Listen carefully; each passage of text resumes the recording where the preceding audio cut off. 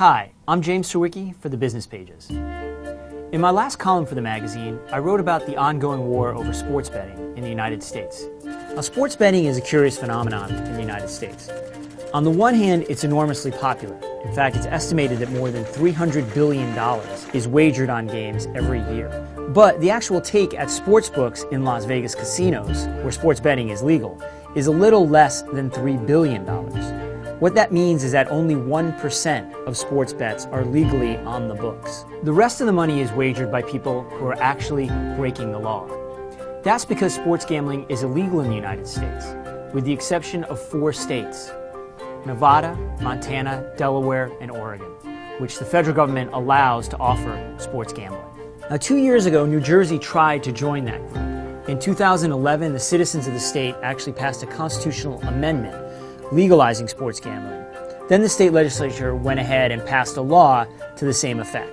Now, you might think that would be the end of the story. But the 4 professional sports leagues, the NFL, NHL, NBA, and Major League Baseball, plus the NCAA, have sued New Jersey to block the state from going ahead with its plans. And just a couple of weeks ago, the Justice Department announced that it too was joining the lawsuit. The leagues are saying, in effect, look, we are providing the commerce that New Jersey citizens will be gambling on. And we feel that our brands will be damaged by this because the leagues are concerned about the possibility of games being fixed and so on.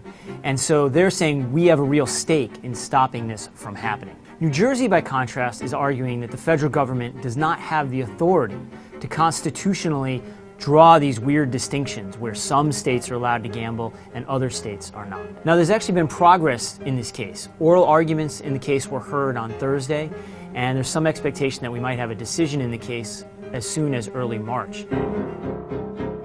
Now, one of the interesting things about this ban on sports betting is that it really runs counter to the broader trend of gambling becoming more and more popular in the United States.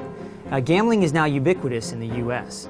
Every state but Utah and Hawaii has some form of commercial gambling. There are casinos in most states, horse track betting in most states, and of course, the vast majority of states also have lotteries, which are arguably the worst form of gambling because they're next to impossible to win. And so the interesting question is, why is it deemed especially toxic, unlike other forms of gambling? There are a few theories. This is a businessman. His business is organized crime. His products include gambling, narcotics, vice, loan sharking, and goons for hire. The largest amounts of money are bet on sports events. First, since sports betting has actually been illegal for most of American history in one form or another, it's always been associated in people's minds, and perhaps more importantly in politicians' minds, with organized crime. And that arguably makes it seem especially unsavory. Secondly, there aren't really big corporations pushing for the legalization of sports betting because it's something that you don't actually need a huge corporation to run. In fact, right now, most bookies tend to be relatively small operations. The last and probably most important reason is simply that the major sports leagues, which are obviously enormously influential in the United States and especially influential in Washington, are firmly opposed to sports gambling and have been essentially for their entire history. Because, again, they're concerned about the effect of gambling on the game as a whole. So they have exerted an enormous amount of influence in Congress to ensure that sports gambling stays illegal, at least in most of the country. Police, freeze. Nothing, just freeze.